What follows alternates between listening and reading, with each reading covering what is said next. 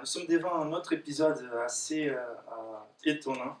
Donc Jésus qui va traiter cette opposition folle, nulle et, et, et même en fait aggravante dans un côté où on pense qu'ils sont en train d'agrandir la culpabilité qu'ils ont envers les Christ. On parle des pharisiens, on parle des religieux hypocrites de l'époque. C'est tellement intéressant, j'étais en train de méditer. Cette semaine, j'ai partagé avec un ami, un chrétien aussi, sur la question en général, la question du travail et la question du repos. Et c'est assez intéressant, parfois on sent bien la fatigue de cette vie-là en fait. Et cette fatigue-là, parfois, elle est un peu attachée à la manière dont on travaille en fait. Par exemple, même si on va arrêter les activités, si on n'a pas bien travaillé, à la fin, on continue en revenant de nos pensées, de notre conscience. Ça mène en fait plus de stress que si on avait encore plus travaillé. On a la sensation qu'on a fini ce qu'on devrait finir et on peut se reposer bien. Ça peut s'appliquer dans tous les sens des travails dans la vie qu'on a. Quand par exemple, on pense dans la fatigue du travail en soi, parfois on ne prend pas des plaisirs dans le travail. Si on n'a pas les plaisirs dans le travail devient encore plus fatigant. Si on ne finit pas un travail, même si on est en repos, on n'est pas en train de se reposer bien. Il y a la culpabilité parfois qui nous visite. Quand on est en train de, par exemple, élever nos enfants des travails généraux qu'on fait, pas que les travails boulot, c'est tellement difficile en fait quand on voit qu'ils sont là en train de demander des attentes, mais on n'arrive pas à compléter l'œuvre parfois. Il y a des difficultés extra au-delà de notre participation dans les travaux qu'on fait. Et quand on médite en général dans ces questions de travail, c'est assez intéressant la liaison entre travail et repos. Nous sommes là dans un thème qui parle du sabbat et ça tombe à nouveau assez providentiel. On arrive au moment où on va rentrer dans un type de sabbat, les vacances. Et là, ça va dépendre aussi de la vie qu'on a vécue jusqu'à là, jusqu'à ces repos, pour évaluer, en fait, c'est des choses qu'on a fait, pour évaluer si on a bien profité et si on peut bien se reposer. C'est assez intéressant de parler de tout ça. Quand on va tomber sur les concepts de sabbat et hébraïque, on va comprendre pourquoi je suis en train d'apporter ces notions. Mais le fait, c'est qu'on considère les travails en soi, on considère les travails dans la complétude qu'on peut l'avoir, on considère la qualité du travail. Donc, parfois, est-ce qu'on a fait un bon travail? Et ça aussi va jouer dans les repos qu'on aura. Et la fatigue de ne pas faire un travail agréable à Dieu. Donc, il y a les travaux qu'on fait en général. Donc, la vie vécue dans ce monde, même éloignée de Dieu, elle est tellement attachée au travail, on juge nos vies, nos caractères, la signification de notre existence même, par rapport au travail qu'on réalise. Mais il y a quelque chose qui est en plus du travail qu'on fait, et c'est notre conscience qui ne s'arrête jamais. Et elle va toucher toujours à la manière dont nos œuvres en général se rapportent à Dieu en fait. Donc pour trouver un vrai repos, il ne suffit pas de faire un bon travail, un travail complet, un travail bien fait, mais il y a toujours la manque et la demande de savoir est-ce que ce travail-là, il est un travail agréable à Dieu. C'est ça que notre conscience elle ne s'arrête jamais et c'est assez intéressant surtout dans cette condition des chutes. Donc je vous demande déjà, est-ce que vous pouvez trouver vraiment de la paix et du repos une fois dans votre vie, dans vos moments de repos? Est-ce qu'on peut vraiment remplir toutes les demandes de travail en général qu'on a quand on considère la difficulté de travailler dans ce monde qui a souffert la chute et quand on considère aussi de faire un travail agréable à Dieu? En plus que ça, on est devant en fait un travail religieux. Ça, c'est assez intéressant.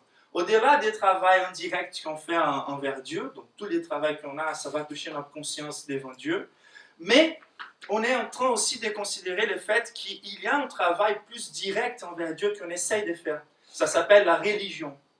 Et c'est un travail encore plus fatigant que toutes les autres en fait. Surtout si on considère l'hypocrisie de la religion. Par exemple, on trouve les pharisiens, et aujourd'hui même on voit beaucoup des leaders religieux qui sont bien semblables aux pharisiens. Et là on voit cette fatigue religieuse. Est-ce que vous avez été déjà fatigué par la religion? Donc ces essais qu'on a au travers des règles très simplistes, très pratiques, des sacrifices que Dieu n'a jamais demandé de nous parfois, pour essayer de conquérir l'amour de Dieu, de conquérir le salut. Est-ce qu'on est capable, même si on considère les lois qui ont été données aux Juifs, en fait, à l'époque de la loi, à l'époque de l'ancienne alliance, quand on considère toutes les règles qu'ils devaient suivre, est-ce que ça semble plutôt à la liberté de la présence de Dieu ou à un type d'esclavage, en fait? Est-ce qu'ils trouvent vraiment du repos? Quand on considère, par exemple, les sabbats qu'ils avaient, est-ce qu'ils pourraient s'arrêter dans les sabbats et se dire, moi, j'ai tout accompli, je peux vraiment me reposer? Ou les sabbats, comme on va voir, il est devenu en fait presque un enfer. C'était un repos physique, bien sûr, mais la conscience, les limitations et les poids de leur relation avec Dieu, c'était de voir à Dieu plutôt comme quelqu'un encoléré envers nous, que comme quelqu'un qui a voulu en fait promouvoir la vie et restaurer la vie, même au jour du sabbat.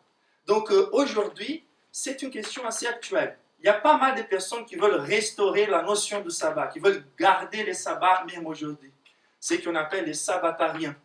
Et le plus intéressant dans ce texte-là, c'est que quand Jésus il est devant cette hypocrisie des religieux de l'époque, il devient en colère et il devient un peu miséricordieux même envers ces hommes-là. Mais cette colère, elle fait que Jésus, en fait, à ce moment-là, au lieu d'être toujours dans la posture défensive, comme on a vu jusqu'à là, devant l'opposition des pharisiens, des hypocrites, des faux prophètes ou des faux leaders religieux, il attaque. Et là, on trouve Jésus en train de faire l'abolition du sabbat. J'ai dit ça comme ça déjà, pour qu'on soit encore choqués, comme les pharisiens, ils étaient choqués.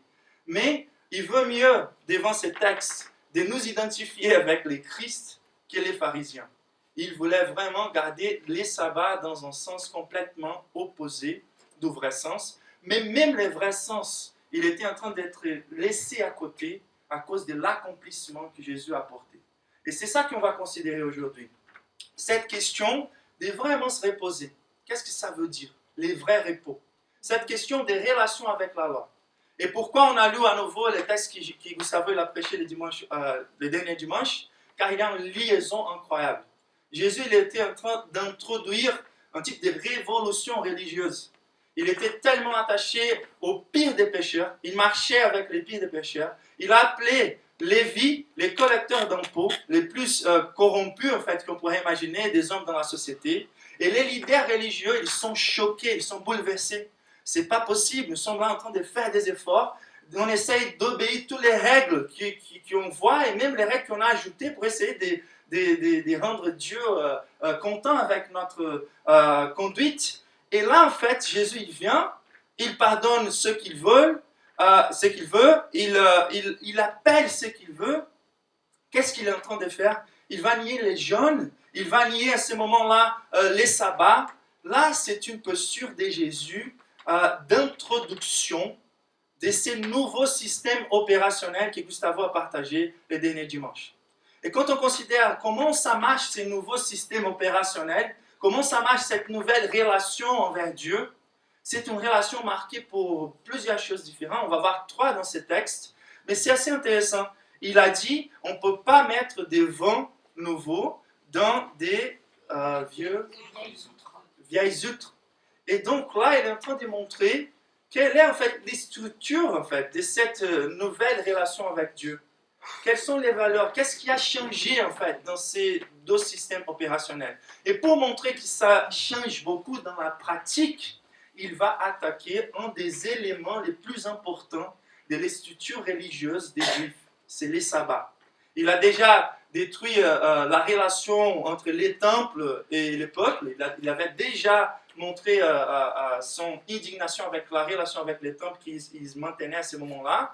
Et là, Jésus il est en train d'attaquer directement les sabbats. Il n'y a pas un suivi dans ces textes-là chronologique à partir de maintenant exact, mais il y a l'enregistrement des marques, c'est intentionnel pour montrer comment Jésus il va introduire ces systèmes opérationnels nouveaux et il va déjà attaquer les Écritures.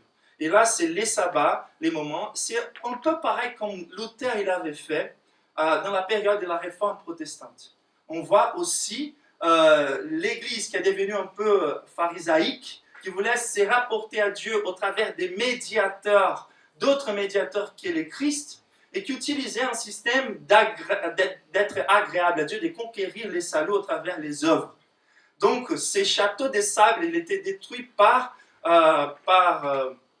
les réformateurs, et Luther aussi, quand ils attaquent la notion du salut au travers les œuvres. Ce n'est pas nos œuvres qui vont conquérir nos saluts, c'est la grâce de Dieu, c'est l'œuvre que Jésus a faite, l'œuvre parfaite. Et donc, c'est assez intéressant de considérer tous ces backgrounds avant qu'on rentre dans les textes pour qu'on puisse comprendre qu'est-ce qui a vraiment changé. Donc, on trouve trois éléments qui forment cette nouvelle alliance, ou cette nouvelle structure des relations avec Dieu. La première vérité par rapport à cette nouvelle relation avec Dieu, c'est que cette nouvelle relation avec Dieu, elle se rapporte plutôt à l'esprit de la loi qu'à la lettre de la loi. Donc, si on revient au texte, les premiers épisodes, Jésus avec ses disciples qui sont en train de raconter des maïs pour manger, et ils sont rapprochés, c'est un jour de sabbat.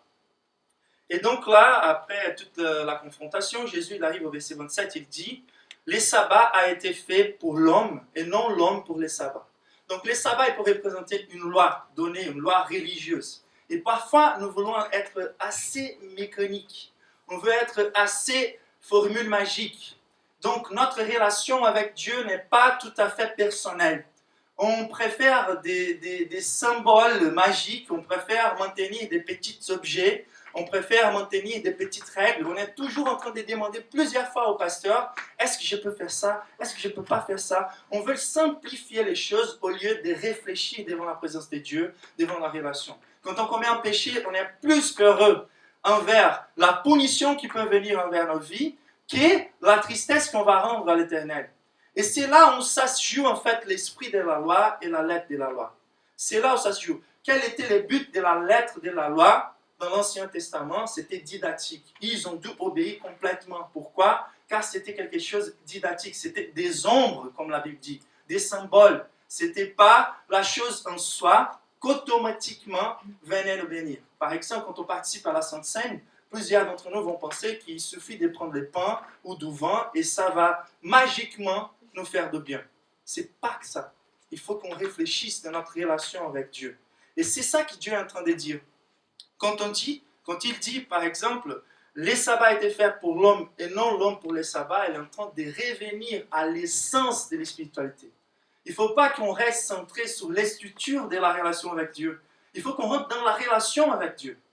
Et la loi, elle l'a servi comme un moyen pour nous apporter cette conscience. Et là, on va comprendre ça. Donc, quand on considère les rapports pharisaïques envers la loi, les leaders religieux de l'époque, et c'est pour ça que Jésus est tellement en colère envers les leaders religieux, car ils n'étaient pas en train d'essaimer une vraie relation avec Dieu, ils étaient en train d'essaimer une vraie relation avec un code de conduite, avec une loi statique, mécanique, qui générait plutôt la peur que l'espoir, qui était lourde, qui n'était pas léger, qui ne donnait pas d'espoir. C'était ça la relation des pharisiaïques. Et parfois on veut nous approcher de Dieu avec cette volonté. Et les pharisiens, ils allaient au-delà, car ils ont tellement réduit la loi de l'Éternel, car si on ne réduit pas la loi de l'Éternel, on n'est pas capable de l'accomplir. Le but n'était pas qu'on puisse accomplir la loi. Dieu nous a donné la loi, notamment pour nous montrer que c'est impossible avec nos efforts, dans notre condition actuelle, d'accomplir la loi. C'est pour qu'on arrive à la conclusion qu'on a besoin d'un sauveur. C'est pour ça qu'il nous a donné la loi. Qu'est-ce que les pharisiens font? Ils réduisent la loi. Ils créent beaucoup d'autres lois très objectives, pratiques, spécifiques dans les jours quotidiens. Pourquoi? Pour qu'ils soient capables de l'accomplir. Ils deviennent tellement orgueilleux de ça. Ils pensent qu'ils ont pris, les pouvoirs, la puissance de l'Éternel pour eux, en fait. Et parfois, c'est comme ça qu'on veut se rapporter à la loi. Tellement technique. On prend une parole, on dit, si ça se dit comme ça dans ces versets-là, on ne considère pas les contextes, on ne considère pas l'essence, les buts, et on veut juste pratiquer dans la vie quotidienne comme si c'était quelque chose d'automatique, formule magique. Et là, c'était les rapports pharisaïques envers ça. Et l'esprit de la loi, dans ce texte-là, il est assez intéressant. c'est l'homme, les buts des dieux, ils n'ont la loi, les sabbats. Donc, Jésus, pour montrer ça, il fait une attaque assez intéressante. Les versets, il va dire aux pharisiens, n'avez-vous jamais lu ce qu'il a écrit? Donc ça, c'est assez intéressant. Il est devant un leader de la loi, et il est en train de montrer là quels étaient les rôles en fait des leaders de la loi, quels étaient les rôles des pharisiens, des scribes. C'était d'étudier la loi, d'enseigner la loi. Quand Jésus dit quelque chose comme ça, n'avez-vous jamais lu? Il est en train de défier publiquement, d'attaquer frontalement en fait ces hommes-là. Et il est en train de montrer comment ça s'interprète la loi aussi. Et il va raconter une histoire. David, quand il était déjà oint par Dieu, par Samuel, pour devenir roi, il était le roi à l'égard de Dieu, les vrais rois. Et là, il était en train d'être persécuté pour les rois du moment. C'était Saoul. Il a fui de cette persécution, il arrive au temple et il a faim.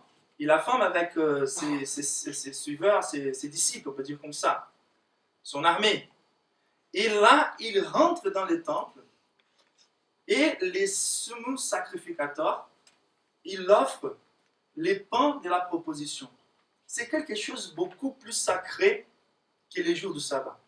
Les pains de la proposition représentaient la relation entre les 12 tribus d'Israël et la présence de Dieu. Ça se situait au centre du temple qui a été appelé les saints lieux ou les saints des saints.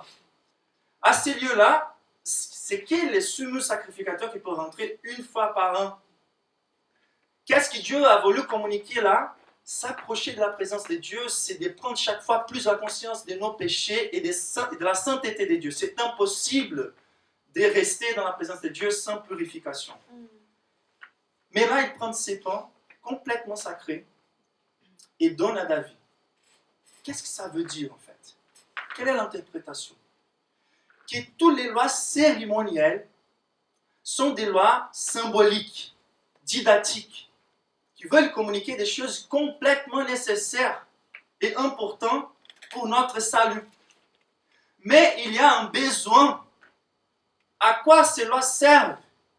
Ces lois, elles servent à la promotion de la vie, la restauration de la vie, l'exaltation de la vie. Donc, la vie humaine, elle est plus importante que des règles cérémonielles et religieuses. David avait besoin. À quoi servent des lois spirituelles si quelqu'un va mourir d'ici 2 jours? Donc, les lois qui sont considérées des lois des ombres, des symboles, comme les sabbats, Jésus il est en train de prendre la loi des pains de la proposition, l'épisode de David. Donc il est en train d'enseigner les pharisiens à lire la Bible et à interpréter la Bible. Donc les sabbats il est fait pour l'homme, non l'homme pour les sabbats. Et ensuite, il faut qu'on comprenne aussi la compréhension du sabbat. Quand est-ce que les sabbats il est appris en fait? Il a apparu. Les sabbats, il a apparu en Genèse, dans la création. Les sabbats, originellement, ils n'étaient pas une loi pour les hommes. Dieu, il crée l'univers, les mondes, dans 6 jours, et au 7e jour, il se repose. Qu'est-ce qu'il fait là en Genèse? Il sanctifie les jours, il bénit les jours, il rentre en repos. Qu'est-ce que ça veut dire? Ça dit, il a fini l'œuvre qu'il a faite. C'est une exaltation, ça se dit en français? Oui, une exaltation de l'œuvre glorieuse de Dieu dans la créature, dans la création. C'est de reconnaître lui comme le plus glorieux des êtres comme créateur. C'est de s'arrêter, Dieu s'arrête pas pour reprendre de l'énergie, pour compenser la fatigue, ça n'existe pas en Dieu. C'était une pause qui veut communiquer le travail, il est parfait, il est complet. Il n'y a plus besoin d'ajouter quelque chose. C'est une exaltation de la plénitude de la création de Dieu, de la perfection des choses que Dieu a créées. Il s'arrête, il voit, il célèbre. Les sabbats, originellement, c'est un moment pour considérer la création de Dieu telle comme elle a été créée par Dieu, avec toute sa gloire. Donc c'est un mémorial, quand on te dit, il a sanctifié, c'est séparé et élevé.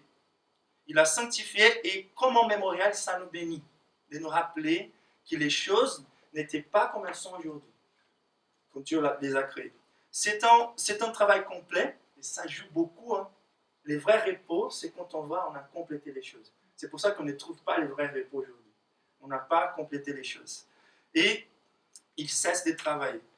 Les sabbats comme loi, il a été institué après la chute.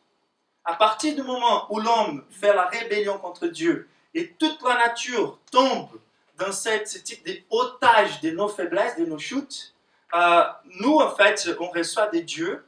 Dieu, il revient au travail. Il revient au travail à partir de Genèse chapitre 3, il recommence son travail. Et c'est le travail de la rédemption, de la restauration. Et là, il va instituer les sabbats comme loi. Pourquoi ? C'est pas tout à fait comme Dieu, il avait au début la sanctification du jour pour lui, mais c'était quelque chose didactique pour nous. Et qu'est-ce que les Hébreux, il fallait considérer à ce moment-là? C'est d'abord la conscience, comment les choses elles étaient avant qu'on a échoué en fait. C'est de méditer dans les perfections de Dieu, dans la gloire de la création. Mais c'était aussi mélancolique, c'était pas un vrai repos. Ça peut être un repos physique, mais mélancolique. Pourquoi? Car ça nous rappelait aussi que les choses ne sont plus comme elles étaient un jour. Et les schémas pour restaurer ça, c'est les schémas de la droiture. De traiter chaque jour de la semaine selon la volonté de Dieu. D'obéir à Dieu parfaitement. De travailler dans ce monde selon la volonté de Dieu. De restaurer la gloire de Dieu qui était reflétée naturellement comme Dieu l'a créé.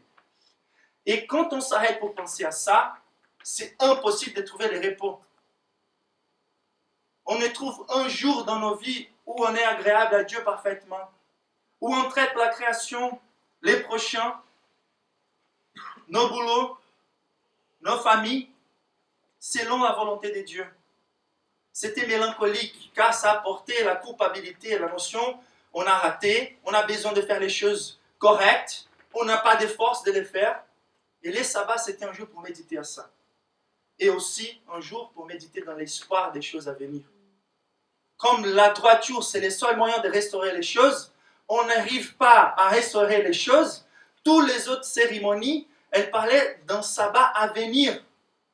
Un jour où on pourrait rentrer à nouveau dans les repos du Seigneur. Un jour où on pourrait rentrer déjà à nouveau et posséder des puissances, une nouvelle nature, une nouvelle capacité de faire les choses selon la volonté de Dieu qui pourrait être agréable à Dieu. Les sabbats comme loi, il n'y avait qu'une restriction, de s'arrêter de travailler. Mais les sabbats pharisaïques, un troisième concept de sabbat, c'était un sabbat où ils ajoutaient plusieurs lois personnelles des hommes qui rendaient encore plus difficile les sabbats, lois de l'Exode. Donc, par exemple, même de prendre des choses par terre, les Hébraïques ne pouvaient pas dans les jours des sabbats. Ces trucs-là de récolter les maïs, ce n'était pas une interdiction biblique. C'était quelque chose du code de conduite que les Hébreux ils ont rajouté à la loi. Donc c'est assez intéressant de considérer le fait que les sabbats, il était déjà quelque chose physiquement reposante, mais spirituellement mélancolique. Mais c'est devenu un enfer quand les leaders religieux ils commencent à ajouter des lois. Pensez-vous à ce moment-là aux églises qui sont devenues très judaïsantes, ça se dit en français? Les églises qu'on appelle légalistes. Il n'y a aucune chose dans la Bible, par exemple, là au Brésil, ça fait 40 degrés l'été, et plusieurs églises obligent leurs membres à venir avec des costumes ou avec des robes jusqu'aux pieds, découvrir la face, etc. On est interdit parfois de jouer le foot, car les choses peuvent chauffer dans une partie de foot, et ils pensent, non, ça génère la colère. Il y a tellement de lois qu'on est en train d'ajouter à la loi de Dieu, et on oublie la liberté, l'esprit de la loi. Les sabbats, il a été fait pour l'homme. Quels étaient les bénéfices du sabbat? De considérer notre culpabilité, les besoins de droiture, d'un substitut qui viendrait, et l'espoir de Jésus, du Messie. Il n'arrivait pas à comprendre ça.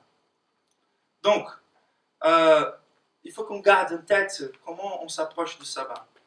La deuxième vérité de ces nouveaux systèmes opérationnels, c'est les sabbats.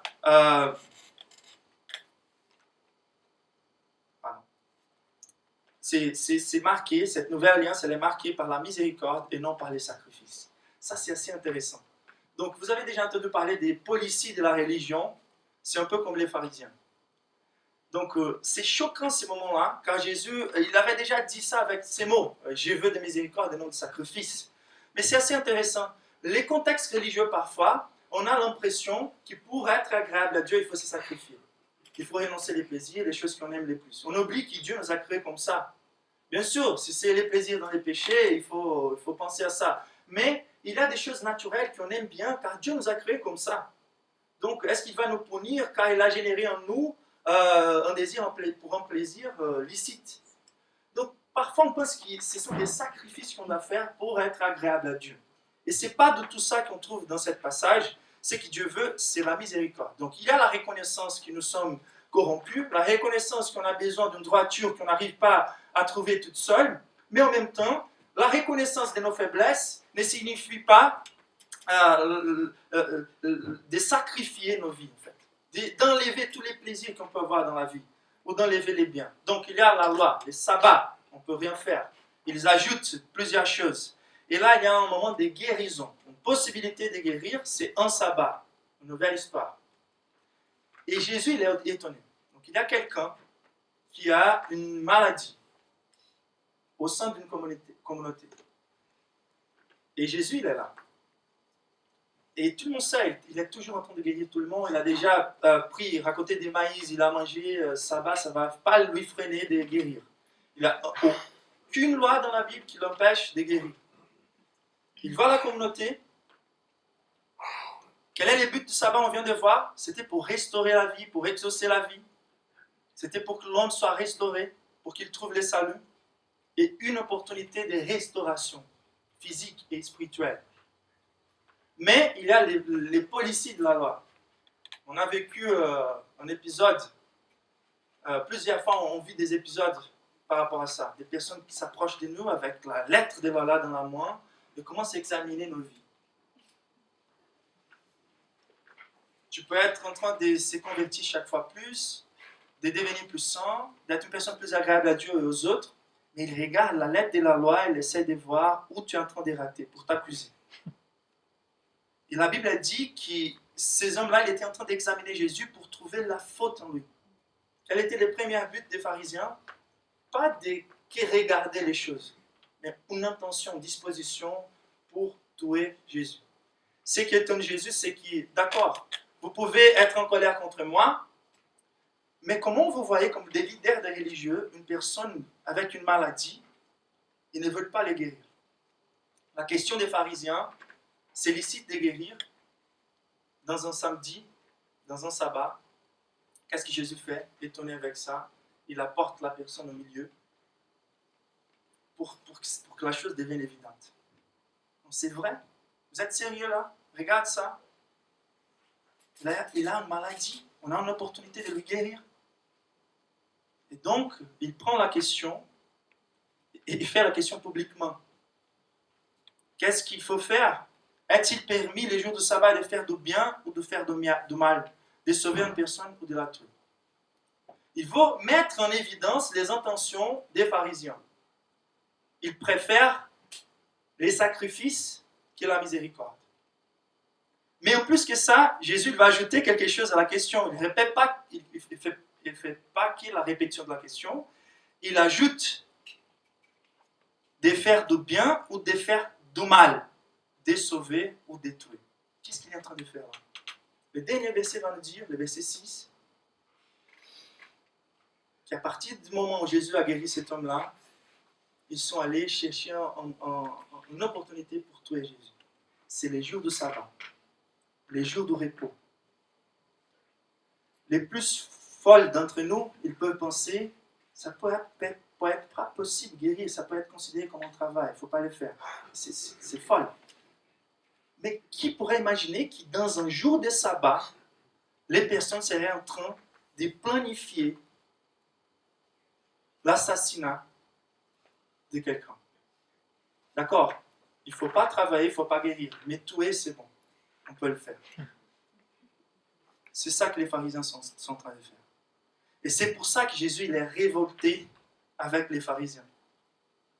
Combien des phrases encolérées de Jésus envers les pharisiens quand il dit par exemple vous êtes des hypocrites, vous filtrez un moustique, mais vous avalez un chameau. C'est ça qu'ils sont en train de faire. L'essence, la vie, elle est là devant les yeux, ils ne font pas. Donc miséricorde et non sacrifice. Et la dernière chose que ce texte nous montre, c'est que cette nouvelle alliance, ce nouveau système opérationnel, il est marqué par une autorité libératrice du Christ. Le verset 28, il nous dit, de sorte que les fils de l'homme est les seigneurs même du sabbat. Donc, déjà, je n'ai pas raté aucune des lois. Jésus, il est sous la loi. Il n'est pas en train de faire aucune chose au contraire de la loi. C'était les choses que vous avez ajoutées. Après, je suis en train d'accomplir l'essence de la loi. Je suis en train de guérir, de sauver, de pratiquer la miséricorde. C'est pour ça qu'il faut laisser ça à côté. C'est la loi de l'amour qui est venue. Mais là, il montre son identité. Les seigneurs, moi, Jésus, je suis le Seigneur du sabbat. Qu'est-ce qu'il veut dire avec ça? Moi, je suis l'autorité finale. Ça suffit de vous montrer au travers des miracles, des personnes qui parlent sur moi. Maintenant, je vais dire net et clairement, moi, je suis le Seigneur du sabbat. Même si c'est une règle que j'avais créée, je suis libre de la révoquer. Ça se dit en français? Oui. Révoquer. Donc là, Jésus est en train de faire ça. Donc, quelle est la relation de cette nouvelle alliance? C'est la relation avec un Père. Ce n'est plus une relation avec une loi. La loi, elle était didactique, c'est ça que l'apôtre Paul va nous enseigner en Galates. La dernière alliance, on avait un esprit d'esclavage. Les choses nous montraient très clairement qu'on ne pourrait pas y arriver, c'est impossible de vivre un jour parfaitement agréable à Dieu. C'était quelque chose avec les poids. Et même les sacrifices qu'on faisait, ils n'étaient pas effectivement suffisants pour nous pardonner. Même les sacrifices, c'était une manière de communiquer la venue d'un sacrifice parfait appelé Jésus, l'agneau de Dieu. Même les sacrificateurs, constamment, toutes les semaines, plusieurs des animaux tués, les sangs qui coulent, quelque chose de très lourd. Pas belle de se voir. La transition de la quantité de sang pour l'eau de baptême, c'est quelque chose qu'on communique beaucoup. On a plus besoin de voir les besoins du sang qui coule. C'est beaucoup plus léger là. La croix de Christ, elle est suffisante pour nous rappeler de ce que Dieu a dû faire pour nous purifier. Donc c'était quelque chose qui était imparfait dans un sens. C'était des ombres, comme la Bible dit. Les sabbats et toutes les lois cérémonielles. Et là, Jésus est en train de montrer une nouvelle relation. Une relation marquée par l'accomplissement. Pourquoi Jésus va révoquer les sabbats? Car il a accompli les sabbats. Il est Seigneur du sabbat. Il a créé le sabbat avec un but. C'est la gloire de Dieu qui est réfléchie là-bas. Ensuite, il a donné comme une loi pour qu'on se rappelle comment revenir à ça. Et là, il va accomplir les buts du sabbat pour qu'il puisse nous libérer. Ça me vient à la tête l'illustration des châtiments qu'on peut faire avec les enfants. Les châtiments, c'est de mettre au coin. C'est compliqué. Mais ce n'est pas que didactique, les choses que Dieu a fait avec le peuple d'Israël. Quand il met au coin pour montrer toutes les règles qu'il faut accomplir, pour communiquer la sainteté de Dieu, c'est car il veut nous épargner d'une punition éternelle. Et donc là, il est en train de nous enlever du châtiment. Pourquoi? Car il a payé les prix. Il a souffert la punition, il a tout accompli. Même David qui était représenté là, c'était Jésus, l'accomplissement de David. C'était Jésus, l'accomplissement du sabbat. En Hébreux chapitre 4, on trouve la présentation de Jésus comme le nouveau sabbat. Il faut qu'on rentre dans le sabbat de l'Éternel. En Colossiens, on trouve l'apôtre Paul qui nous dit, nous encourage à ne pas laisser les personnes nous obliger à suivre des dates. Quand on regarde Jésus comme l'accomplissement, on trouve que Jésus, il est le repos de Dieu pour nous. Et quand on arrive à la question, est-ce que il faut qu'on garde les dimanches comme les sabbats? Est-ce qu'il faut traiter les dimanches comme les sabbats? Qu'est-ce que c'est les dimanches aujourd'hui? Les dimanches, c'est les jours de la célébration du nouveau sabbat de Dieu. Donc, quelles sont les choses qui se passent au dimanche? Donc, c'était déjà dans les premiers siècles, c'était l'habitude de se rencontrer, les fils de Dieu, pour adorer à Dieu, pour célébrer la résurrection. La résurrection, elle se passe au dimanche. Les Pentecôtes se passent dans un dimanche. Après 7 semaines de sabbat, 7 fois 7. Les sabbats, les derniers jours. Quand on se rappelle du dernier jour, on regarde en arrière pour la création qu'il a fait avant. Quand on voit les premiers jours de la nouvelle création, on regarde les présents. On peut résumer comme ça. Les sabbats, c'est un repos fatigant. Les dimanches, ou la vie en Christ, c'est une activité reposante. C'est constant le travail de Jésus. Tous les jours de la semaine, adoration, célébration de nouvelles vies. Tout l'esclavage qu'on avait avant, l'impossibilité d'arriver un jour de repos et se reposer car on n'a pas comment célébrer les choses qu'on n'a pas complétées. Même si ce n'est pas encore complet, c'est déjà effectif. Le Saint-Esprit habite en nous. On est rentré dans les repos de Dieu. Même si on est comme Jésus en train d'avoir des activités tous les jours, le Fils de l'homme n'a pas où reposer la tête. Mais c'est reposant. Le fardeau est léger. Bien sûr, il faut garder le principe de reposer le corps un jour. Mais si vous attendez de moi de vous dire, c'est la loi, la nouvelle loi, il faut que vous veniez tous les dimanches. Ce n'est pas une loi. Mais bien sûr, c'est les jours que Dieu a choisis. En Apocalypse, Jean il va dire, il ne va pas nous donner comme loi, mais comme une opportunité de célébrer et aussi une opportunité de méditer sur l'authenticité de notre relation avec Dieu. Si on ne prend pas les dimanches avec l'importance qu'il a, on est en train de montrer qu'on n'a pas que nous, un Seigneur si grand, digne de célébrations constantes. L'assemblée des saints, c'est quelque chose de très, très valorisé par Dieu. Les dimanches, Jean va appeler les jours du Seigneur. J'étais là en train de prier dans les jours du Seigneur, c'était un dimanche.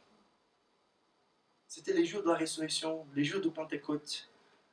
Il y a Lloyd Jones qui disait, je sais que c'est assez fort, je ne veux pas du tout être coercif dans ces moments-là, car la loi, elle est abolie. Mais Lloyd Jones, il disait, je comprends qu'il y a des personnes qui sont parfois dans l'assemblée qui n'ont pas encore compris l'évangile, la vie en Jésus. Et pour ça, on a chaque fois des cultes plus courts, des cultes plus superficiels, moins fréquents. Les dimanches soirs, ils sont presque disparus. Pour ça, je peux comprendre des personnes qui sortent pour aller à la plage dans les dimanches, etc. Mais je demande de la cohérence. Les jours où quelqu'un de votre famille il va décéder, allez chercher les repos, la consolation, la joie, l'espoir dans ces lieux, au lieu de venir Dieu. Je sais que c'est assez radical.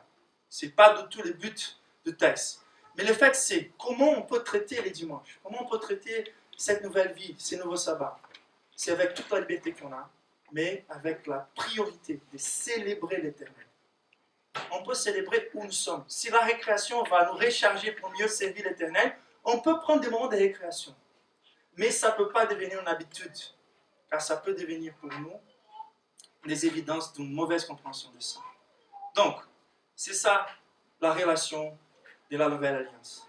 Elle est marquée par la liberté, la relation au lieu, la relation avec un Dieu, la relation avec un Père, au lieu d'une relation avec une loi. C'est la liberté de la présence de Dieu. Et je voulais prier à ce moment-là pour que Dieu puisse nous permettre de rentrer dans son repos. Un repos continu, un repos plein d'activités, plein d'espoir.